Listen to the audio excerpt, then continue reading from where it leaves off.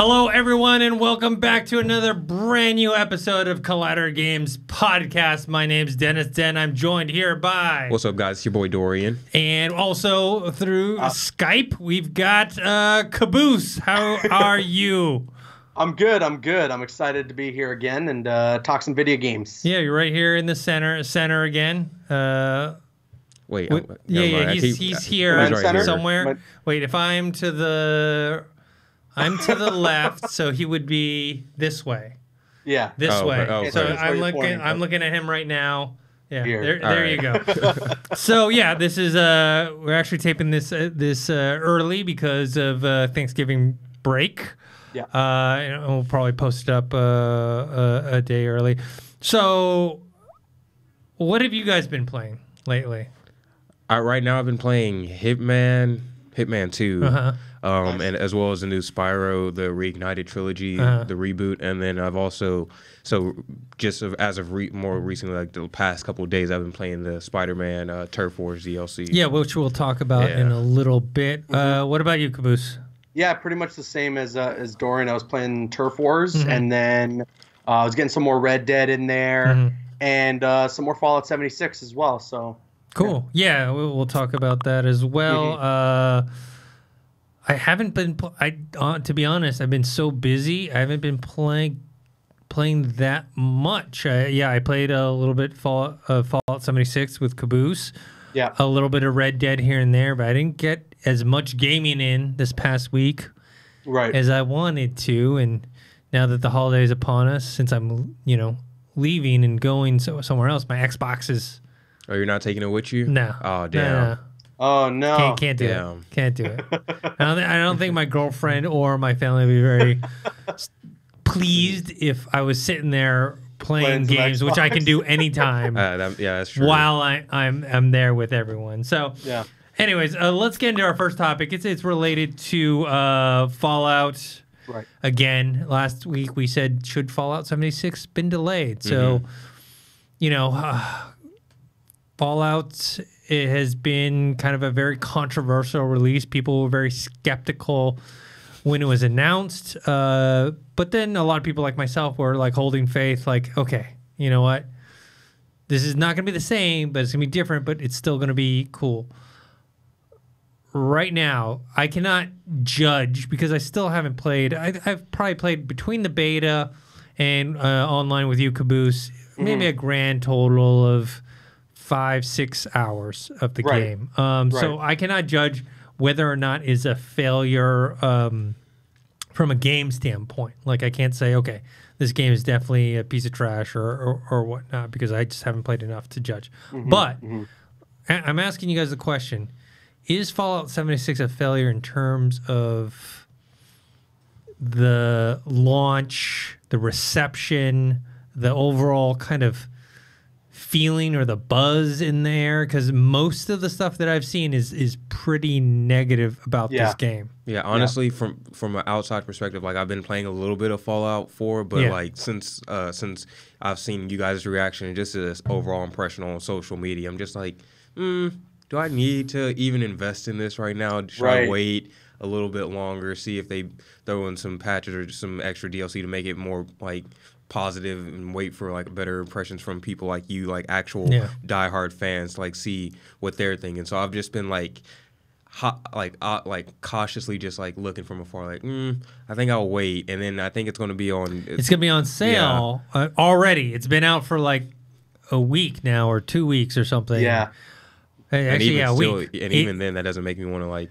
Doesn't want. It's going on sale for $40. It's a $60 game. It's going to be on sale for $40 on Black Friday, which to me, it almost feels like that should have been for the game that we got. I feel like that's what the starting price, should have been. Much like how I feel like, and I've said this before, I feel like Madden or UFC or any type of sports game should be like a $40 starting price because I feel like, these are games that are updated engines, and Fallout definitely has more to it than just changing around a few things. Because the whole map is brand new and whatnot. The graphics is still the same graphics engine, which they tweak some of the graphics a bit.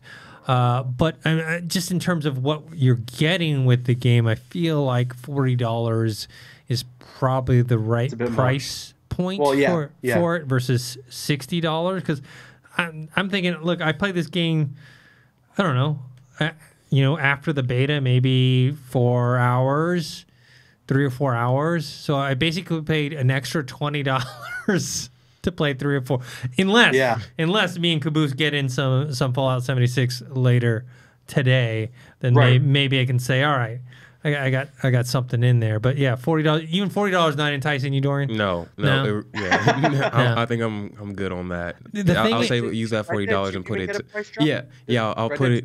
I'll put all the money towards the Red Dead Redemption. I honestly, I think that's the right choice. I think you should get Red. I don't think Red Dead's going to go on sale. It's such a huge success. There's no point. They don't need to. So that's the thing, right? Is that 1 week, 2 weeks after Fallout 76 launches, and it's already dropping $20? Yes. That I don't know what the sales numbers are. I don't know if they released any projections on what they made in terms of sales. But it just doesn't sound good. The reviews, I will say, the Metacritic score actually increased quite a bit.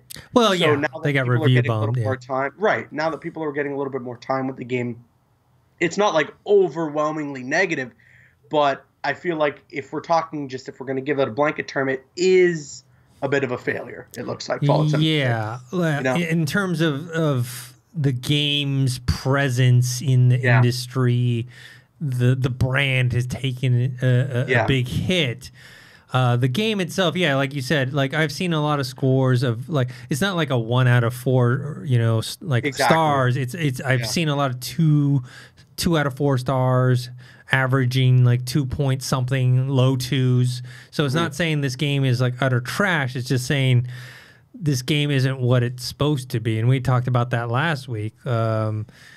I firmly believe this game should have been a co-op multiplayer. Just straight up, you can have a squad of 4 people in one map, and you're playing out missions with NPCs. Right, exactly.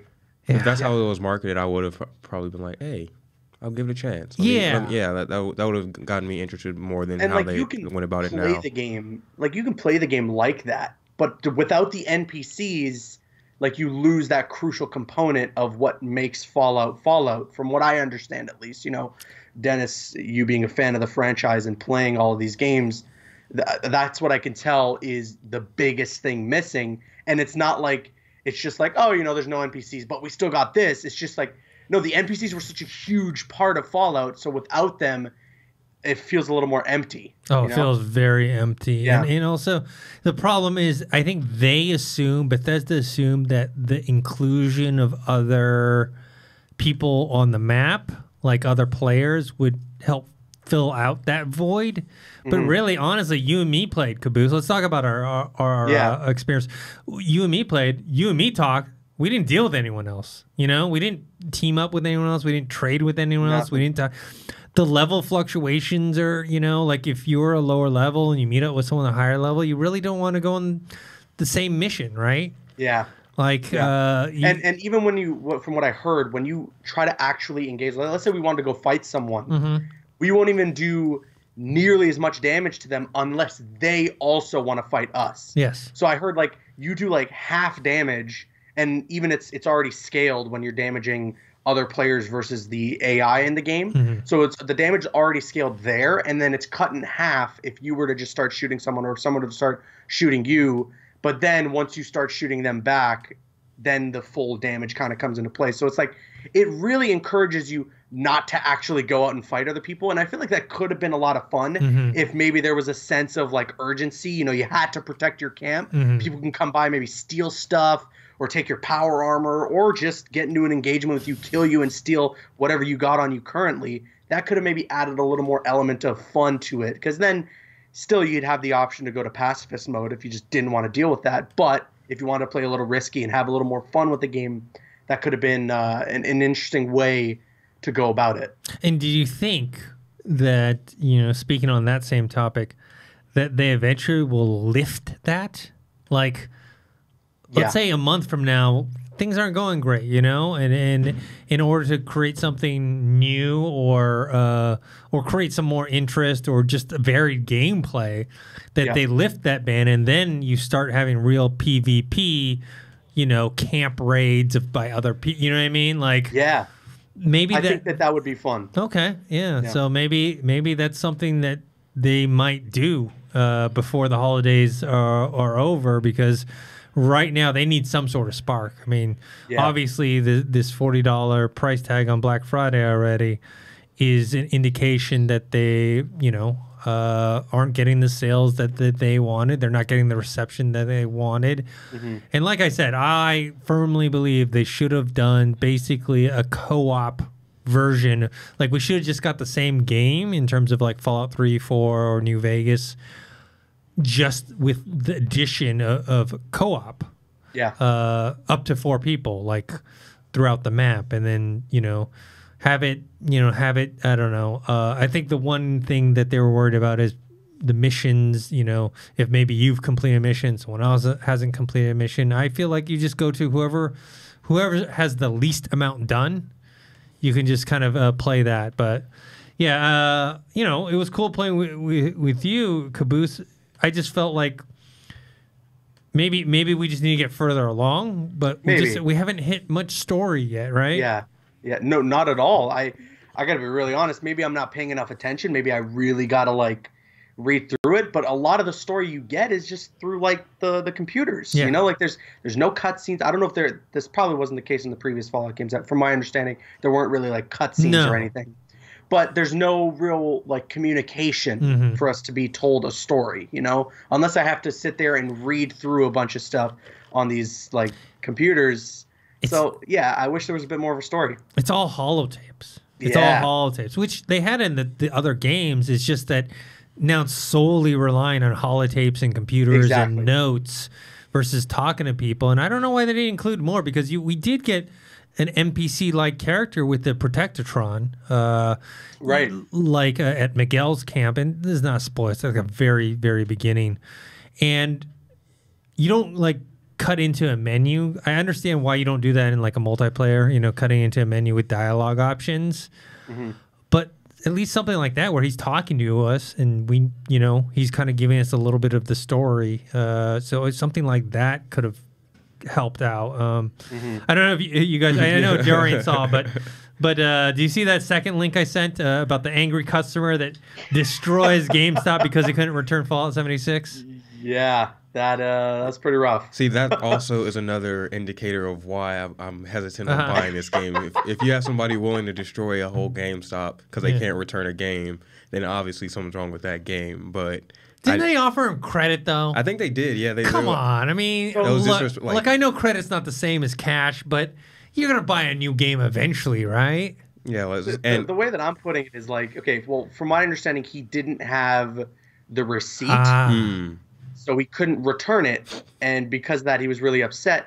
But like now, you trash the whole store, and they're probably gonna like take some sort of legal action against it. You know, I don't know if they will, but he really tried. Yeah, and then that employee has to like clean it up. Those employees are going to be the ones that have to clean it up, and they're like, "Bro, I just work here. Like, I didn't make that rule to do this. Like, I didn't ask for this. Come on now." Like, I understand it is frustrating because I've been in that scenario too, where like there's a game that I just didn't really like, and I totally forgot the receipt, can't return it, so I'm stuck with like I spent that money, and now that money's just gone to waste basically. And you know, like, GameStop lowballs people too. So store credit. Yeah, that's not what $2. Probably they probably offer them like $15 in store credit. So I get it. That's totally frustrating. But I mean, it was funny watching them trash the store. That's for sure. Yes. But I don't know. That's I don't know if they're gonna that'll cost them in the end how much. Yeah, well, because it's a bunch of merchandise he probably trashed that you can't sell now. You know. Yeah. Yeah, and there was like a little at the very end, like when he walks off, there's just like a big Snorlax. Yeah. I'm like, everyone's putting that in the memes, like he stepped up to him or something like that. Snorlax is ready to go. Yeah. I just love too when he trashes everything, and then as he's stepping out, the guy answers a phone call, and he's like, "Hey, welcome to GameStop. This is Brian." Yeah. Like nothing ever. Just gotta keep it moving. Just keep going. And there's the one guy that comes into the store, Just like, whoa, I just came here to buy a game, man. Just wanted to get Red Dead. Yeah. All right, let's move on from Fallout 76. We'll probably have some more to talk about on that subject next week. All right, like you guys mentioned before, Spider-Man: The Turf Wars DLC came out. Both of you guys played it. Both of you guys finished it, I assumed? No. What? Caboose has finished it. I haven't finished it because they made this DLC ridiculously hard for no reason whatsoever. Okay. Like the challenges that you can't abandon or avoid or anything, I've had to repeat like 7 times. There's like, instead of like just a couple crime waves of bosses, like they send a bunch of bosses like you have to take out. It's 6 crime waves, and and I'm on the hardest mode. So like I don't know. I guess they heard the complaints from the first DLC. They were like, it's not enough. Easy. Yeah, it's too easy. Not enough action. And they were like, oh, well, here, turn this up by like 10,000 gigawatts. And so now, like, I think I'm like in the middle of it, but it's been so frustrating. Like, I'll do it like 6 times and be like, all right, let me take a break. Let me take a 20-minute break and let me see how I feel. Come back, get my ass beat twice. Isn't that the challenge with games, right? Like, if you make it too easy, people get bored with it. You make it too hard, people get too frustrated with it. Yeah, that's where I'm at right now. You need to hit that point where it's challenging,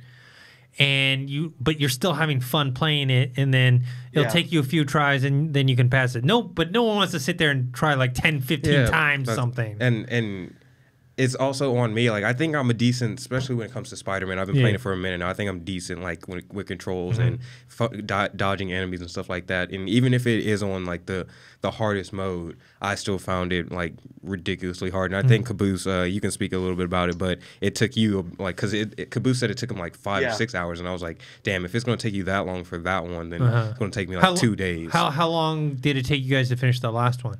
Like 2 hours? The main story part, like 2.5, 3 hours tops, I think, for me. Yeah, to 100% it was about 3 to 4 hours. And then around that. Caboose, do you feel like this is, since you finished it, is it basically the same length of game? It's just harder to get by? Yeah. So like, if let's say you were playing on the easiest difficulty, if everything was, if you were just completely capable to get through it, it's still pretty much the same amount of content that you get from the first expansion. But I will say, because it's a little bit more challenging and they add new side activities this time around that are a little more time consuming than the ones we got in the first DLC, it lasts you a little bit longer. So it took me about 5 hours. I know I've heard some people say 4 for them. So like it really ranges. But from what I can tell overall, just from the story length and the amount of side content they provide, it's pretty much the same amount that we got from the heist. And it honestly, it is really, really difficult, because now we have these new minigun enemies, and they're like super impossible to take down. There's like a really specific way you have to wait to take them down. Then there's these guys with jetpacks and shields that charge constantly. That one's really messed me up. The one with you have to dodge them, but even if you dodge them, they have like a trail of like fire. And if you jump into like, they're just trying to find any excuse, because I think that's another one of the complaints they found is like they're saying it's too redundant when it comes to like the type of enemies you fight. So they're like, all right, let's revamp them. And so it's like, how did these goons get this highly advanced software like technology from something like a that's happening in the story itself? But I think they kind of explain it, and they'll like dive into it more. But it's like they're just trying to figure out new ways to make the enemies harder while still like satisfying the fans at the same time. And I will say the story, for like talking purely on the story, I actually really like what they're doing with it. Like, again, Insomniac is doing a really great job with the writing and the character work in these DLCs. Like, Black Cat was fantastic. I really loved the story that they told there. This one I feel is a little weaker than the heist. I don't think it's a disappointment by any means. I just felt like the interaction between Spider-Man and Black Cat and the chemistry that they had was really great. And you don't get a lot of that in this DLC, because it's a lot of Spider-Man just facing off against Hammerhead. And in that, you really don't see too much of Hammerhead. You see him towards the beginning, and then you see him towards the end. So I don't know. It's still a good story. I like what was told there. I just felt like the heist had a lot more to offer in terms of a story. Is not really a spoiler, but do you play as Mary Jane in this one? No. All right, cool. Thank God. Thank God. Yeah, and another. I don't know. There probably will be more, but they threw in another Miles Morales call, so that was in the first DLC, and then so apparently he's already gotten lessons. So in this one, he's already gotten lessons. So I was speculating early on that maybe in one of the DLCs we'll get to play as Miles or get to see Miles, and people are like, no, bro, like they wouldn't use that part of his storyline as a DLC, but they've been teasing it. Like, I don't know. Maybe the last one is. Yeah, you don't throw in like occasional phone calls, like 2 or 3 phone calls within each DLC for it not to pay off somehow. Like, they won't do like you play as him as SpiderMan, but maybe you do something like you do a normal Miles stealth mission, and some of the tactics that he has to use involves his powers. He'll shoot a web to distract an enemy or something like that. That would be pretty cool. Yeah, I can see that. He doesn't he won't have his like suit or anything, but he's familiar enough with his powers because he's done a couple lessons with Peter, so he can start using them like while he's still trying to figure out everything. Yeah, that'd be that. I hope they do something like that in the third one. I'd be fully down for that, especially because it'll be a huge payoff. You tie that in with Into the Spider-Verse, like they can like just jump on that hype train and market it like that as well. Yeah, speaking of Into the Spider-Verse, not to rub in your face, Caboose, but me and Dorian have seen the movie, and we can't talk about it, but me and him are doing a review next week. Yes. And so we can release it. I think we're shooting the review, I think, on Tuesday, and it's releasing on Wednesday, like early morning. I want to talk about this movie. Oh, man, it was I'm really jealous. Take me to the next screening. We got you. Like, I can talk because I did a little review on the first 40 minutes I saw at New York Comic Con, and so just go look at that review and you'll know like how my overall general thoughts about this movie feel. I've heard too that some PlayStation Plus members are apparently getting emails with like screenings, like early screenings. Yeah. It's so check it if you're a PlayStation Plus member. Yeah, can't wait to talk about it. So anyway, we have the Spider-Man Turf Wars DLC, a review, Caboose, you did, and also another video about the suits that are up on the channel now, if you guys want to check that out. All right, before we move on to the next topic, I want to remind you guys, we announced this last week, both on Collider Heroes and on this Collider Games podcast. We are giving away an Incredibles 2 Xbox One X. Here, I'm putting up the picture right here for you guys to see. Also, we're giving away some other stuff with this Xbox One X. Yeah, we're giving away a couple of dolls, plushes, Funko Pops as well, and little merchandise. So whoever wins this, you can give those gifts to your relatives or little nieces and nephews and stuff like that. So if you just want the Xbox, you can give those away for Christmas gifts or Thanksgiving gifts like that. Just a little treat to throw in there because I know a lot of people like myself love the Funko Pops. So me too. There's I think a Mrs. Incredible one. They still retain her thickness on that Funko. And then there's a Frozen one as well. So make sure to check that out. It's on the Twitter. It's on our Collider Games Twitter, so just follow us on Collider Games, and it's like the pinned tweet. So just retweet that. Check out our podcast, the podcast before this one, and then you'll be entered. And we're picking. Retweet this podcast as well to enter. Anytime you retweet the Collider Games podcast on Twitter, that is an entry. And then we will pick a person at random to send this to. I'm telling you, we got two of them, two different designs. It was hard to choose between the two, which one we wanted to keep. But we eventually kept one of them. We're giving away the other one. It's nice. Yeah, it was a much nicer decision. it's much nicer than a regular Xbox. Oh, definitely, for sure. So be on the lookout for that. So let's move on to next topic. Gears 5, one of the developers of the Gears of War series, the franchise, one of the few Microsoft exclusives that people are hyped about, and we'll get into a little bit of that in the next story. He says that Gears 5 will be something players have never seen before. Look, I've played Gears before, but I haven't gotten deep into it. I played the first 2 games. Caboose, I know you're a new Xbox person, so you didn't really play Gears, Dorian. Well, I played Gears 1, 2, and 3. I had the 360, and I played those back in the day. I just never played the latest one, Gears 4. Okay, that's the one I haven't tried out yet. So but I do love Gears. So what do you think he can mean by this?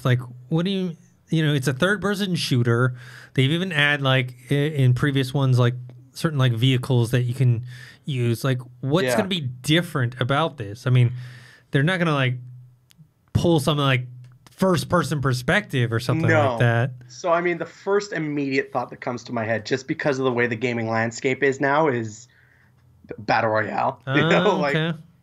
I mean, I would listen. A lot of people are upset about this whole new wave of Battle Royale games. You know, Battlefield 5 is going to get it. We got it for Call of Duty. We have Fortnite, of course. I'm not particularly upset with it. I like the genre of Battle Royale, and as long as it doesn't take away from anything they were still developing with the game, I'm all for it. So if Gears 5 comes out, it's got a great story. It's got all the normal stuff we expect from a Gears game, and then a Battle Royale game mode on top of that, I'd be all for it. I mean, now, that's just me speculating, though. Yeah, I mean, some of the things might lend itself to what you're saying, because they're talking about that the Gears 5 will be a dramatic contrast. That's the word they want to use. Compared to the other ones. And he's saying one of the things is, instead of going from very small cramped spaces to very large open spaces, going from this desert to a frozen tundra, which that kind of lends itself to a Battle Royale style, right? Like big open areas. So he's talking about, you know, bringing that to it. And so maybe there will be a, you know, Fortnite-like Battle Royale mode. I could see it working for Gears. I think that would be fun. Yeah. All right. Let's move on to the next topic, which is Microsoft hires Sunset Overdrive director Drew Murray to join the initiative, which is Microsoft's first-party development studio. And this is the one that they've put together. They bought a bunch of different studios. Yeah. Now they're creating like what they call not a triple A, but like a quadruple A studio, because they kind of learned their lesson, right? That, you know, the PS4, the reason the PS4 is beating Microsoft is that they had more exclusives. I mean, we can debate quality. You can say, okay, well, you know, Microsoft has Halo, it has Gears, you know. But no one can debate that the PS4 has more exclusives. For sure. That's not a debate. So I think Microsoft kind of learned their lesson. So they're basically buying up these studios, having them have their games exclusive to the Xbox platform, and now they're creating this new studio where they're going to make whatever that next game is going to be. Whether it's a shooter or adventure game or whatnot, but they're hiring all these. I mean, previously we talked about them hiring, I think it was like the Red Dead Redemption writer and some other people from different. Did they get some people? The God of War. Yeah, God of War lead producer Brian Westergaard, Red Dead Redemption writer Christian Cantamessa, and Tomb Raider reboot director Dan Nuremberg. Damn, they're like recruiting an all-star team. That's a pretty stacked team. Yeah. They're trying to. Microsoft's like, all right, about 2019, we're taking over these exclusives, because just that lineup right there, I'm like. But it's not 2019. It's 2020. Oh damn! Because this is for none of these people right now are working on any games for Xbox One. They are working on games for Xbox 2 or whatever they're going to call it. Right. So they're probably playing around with whatever the new, the development systems for that next system is, because it says the studio is going to be based in Santa Monica. And they want to compete with the PlayStation, because they know that they lost this generation. They won the previous one, and they lost this one. And so they feel like, okay, the only way we can win is to get more exclusives. Right. And it makes sense. I mean, like you said, for me personally, I love the Xbox because the interface for me is way more organized. I agree. Like, the party chat system's a lot better, and just the social interaction and the social capabilities on the Xbox is much better than the PlayStation. But there's just no denying it. PlayStation's got SpiderMan. It's going to have Death Stranding, Ghost of Tsushima. It's going to have all these crazy Last of Us. Last of Us, God of War. Like, there are so many. And they're not just like, all right, exclusives. They're AAA. Like 10 out of 10 games, So that's why, like, PlayStation has really been crushing it. And I'm sure Xbox kind of wants to get back into that game. They got Crackdown 3 coming.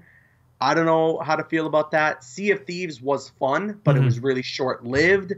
And then they had Scalebound, which unfortunately that I was looking forward terminated. to that. Yeah. I was looking forward to that. It's time for Xbox to step it up a little bit and get some exclusives out there. And this seems to be a real good step in the right direction. And I want to say too, Sunset Overdrive is an extremely underrated game. I had a lot of fun. It's Insomniac Games. Yeah. Same people that did Spider-Man. So yeah. These are definitely some heavy hitters that they're sure. bringing in. I'm excited to see and the fact it's like you've got somebody from God of War, somebody from Red Dead, somebody from the reboot from Tomb Raider, like all these different like franchises that have done respectively well in their own like type of genre. So you're bringing all of these leaders into one super team. They better and they're not picking like the same positions. Like one guy's a director, one guy's a writer, one, you know what I mean? They're picking different positions to team up. They're filling out this, hopefully, a dream team. You never know. Yeah. Sometimes dream teams collapse or whatever. All-star teams are, end up not having the chemistry. But don't drop the ball. Yeah, but if the chemistry is working and they have the resources, and playing Red Dead 2 is really like I wouldn't say open my eyes, because I always felt like video games can be cinematic, but it's just, when you're talking about that level of storytelling, I want to see what can be done on the next platform. Yeah. Mm-hmm. Yeah. So, I mean, what do you guys think in terms of what Sony will do? They haven't really said much in terms of. Obviously, they already have their own franchises that are exclusive to them, but do you think they're going to make any moves to counteract this, or are they pretty good where they're at? I think they're like fine where they're at. Yeah, like just they're content, especially how they're ending out this last quarter. They're like, let's just sit for a little bit and see, because I don't think they're in any rush or any like oh, we need to beat Xbox to the next thing or anything like that, because they have beaten them this round, and so they're like, I think they're just like, all right, we can chill a little bit. Let's see what Xbox does, and then from there we'll see what happens. But I can see them trying to do more, like maybe invest more and like try to bring more awareness to the VR side of their gaming stuff, because I know like the VR isn't one of the main focuses for their gaming, and I know some people have it, but not a lot. There hasn't been like a big push for that, so I can see them trying to do like some more exclusive type games in that realm to try to get people over on that. Yeah, I agree. It'll be 2020, because next year, 2019, Sony's not at E3, so obviously you don't launch a console not going to E3. They just said they don't have enough games from the first party side. So there is a potential possibility, though, that end of 2019 they announce like a new one, and then and then E3 2020 is when they showcase it or whatnot. Exactly. Yeah. Yeah, I do think they'll wait until at least past the holidays, I think, of next year. Yeah. Like maybe early 2020 and announce. But yeah, things are like the next Xbox, not next generation Xbox, but there's rumors now talking about there's going to be another Xbox. We have the original Xbox One. We had the Xbox One S. Now we have the Xbox One X. There's going to be another Xbox version. Can still play all the same games. Has no disc though. You can't. It's discless. Yes. Yeah. So it's only download only. Same thing, same system, same everything, same guts. You just can't put in a disc. This is like when they took away the headphone jack from iPhones. What? Why? So you can't it's not a Blu-ray player. You can't play Blu-rays on it. You can't. What I like about the Xbox One X is that it's a 4K Blu-ray player. Yeah. Just pop in a DVD, just pop in a Bluray. Goes right. I don't think this is as bad though. I mean, like it's not like the case with iPhones where they took away the headphone jack, because that was the next iPhone. It was supposed to be not just not featuring a headphone jack, but better than the previous one. Whereas this is it's still the same Xbox One X, but without a disc. Yeah, I don't know. I'm going to be honest on the technical side if that like upgrades the graphics, but I don't think so. I think it lowers the cost, because I think they're going to be able to sell this thing at a lower cost because of that.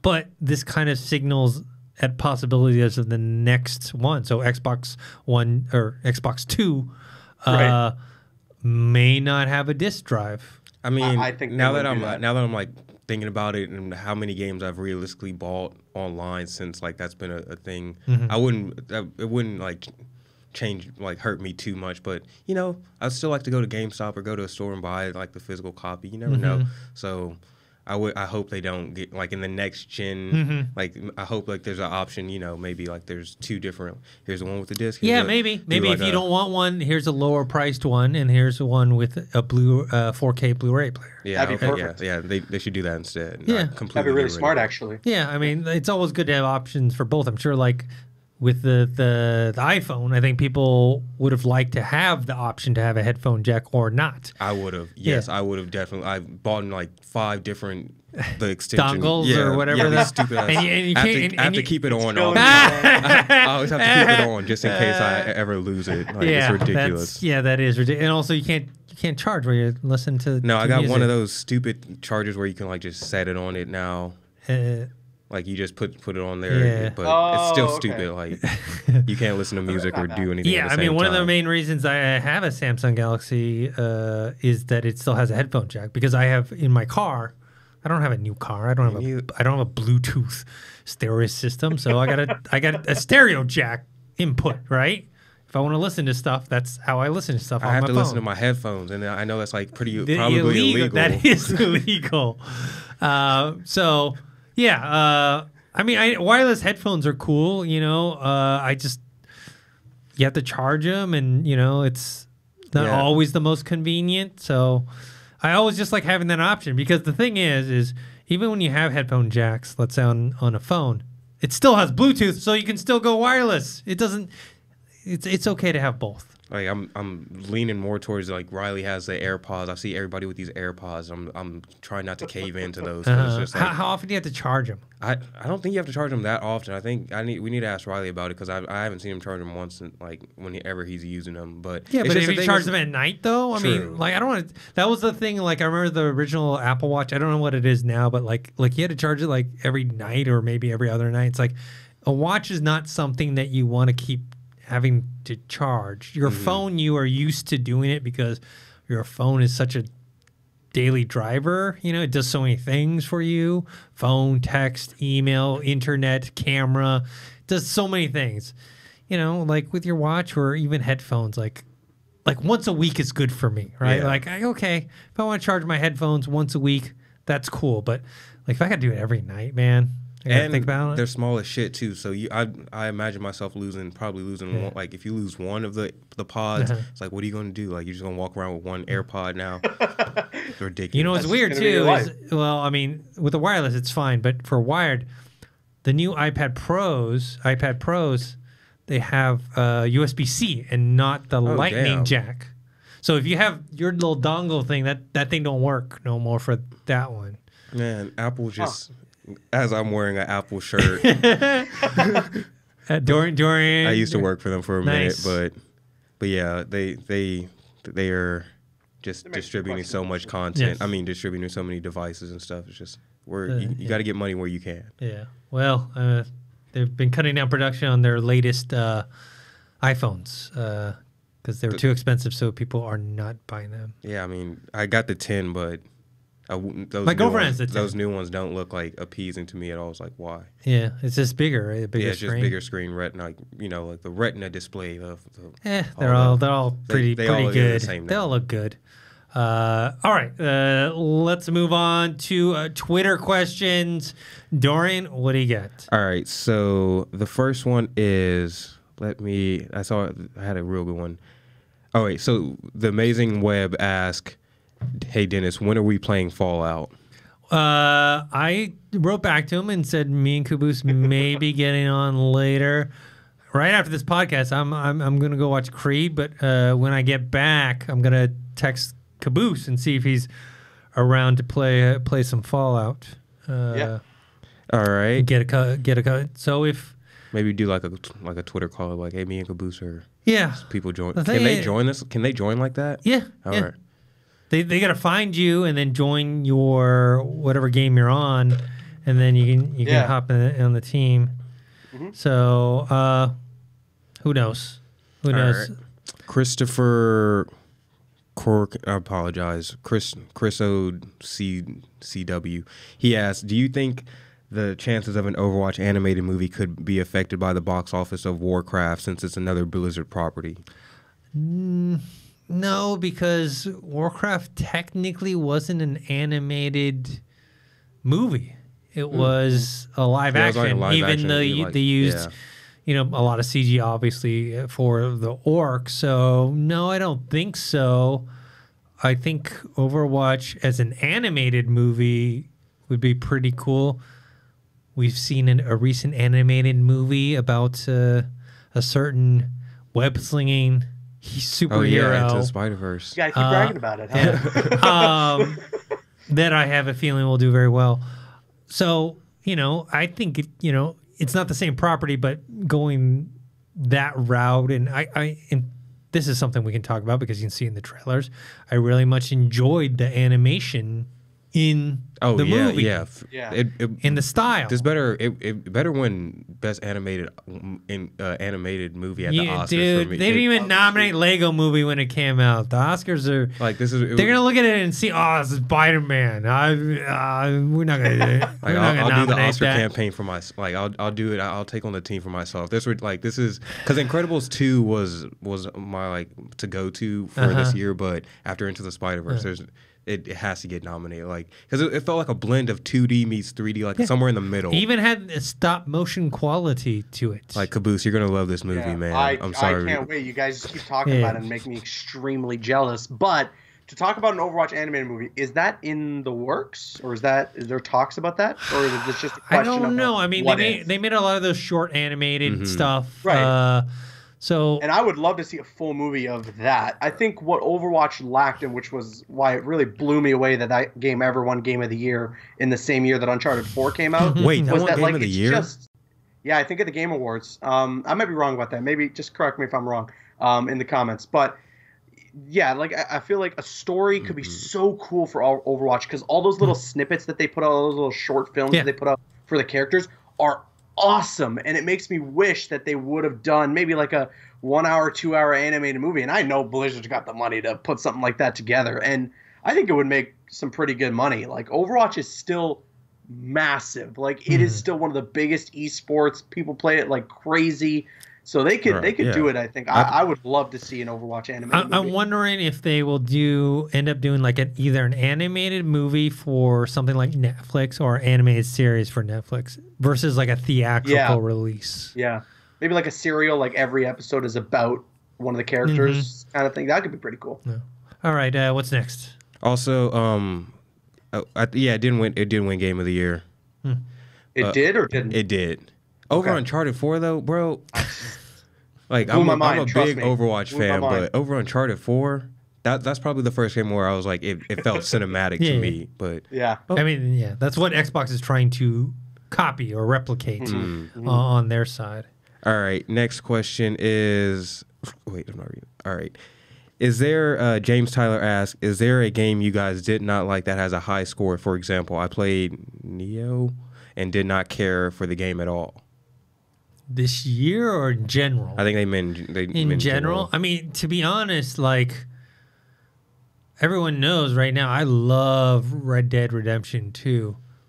I liked the first game, but I didn't actually agree with all the praise that the first game got. I thought there was a lot of missing things from it, and they definitely filled in all those things for the second one. So that was a game that was I felt was overpraised, and now for Red Dead 2, I think the praise is worthy. But this is my opinion. So that was something, not that I didn't like the game, like he's saying, just that I was I wasn't on board with the hype train. Gotcha. You felt it was a little overrated. Yeah. What about you, Caboose?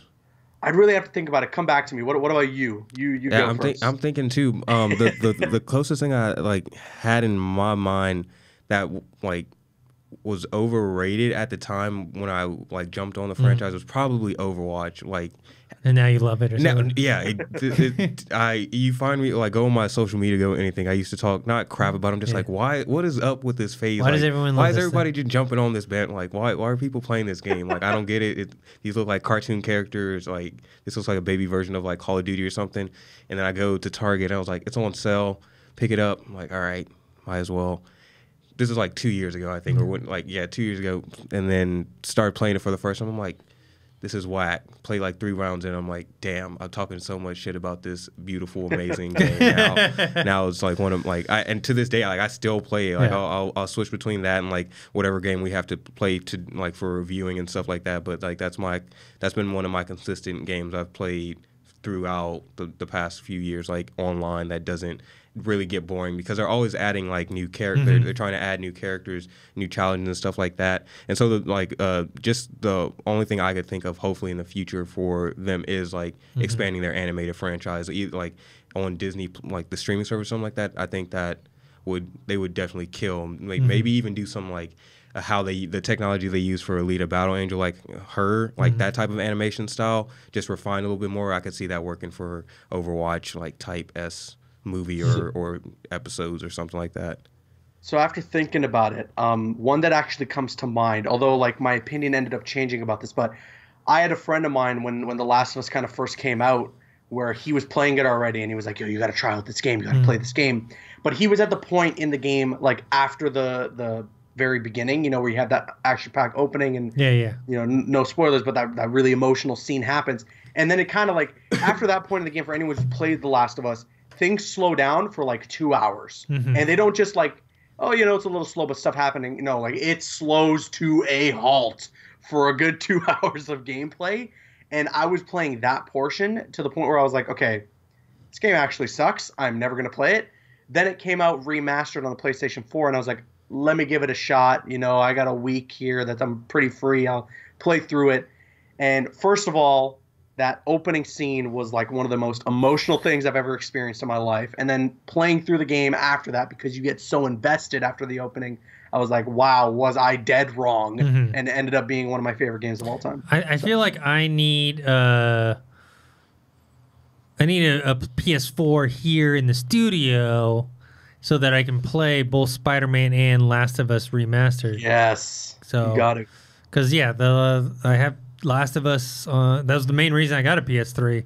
And it had that stupid glitch. And I don't even think they ever fixed that glitch. Or if they did, for some reason, it didn't work on mine.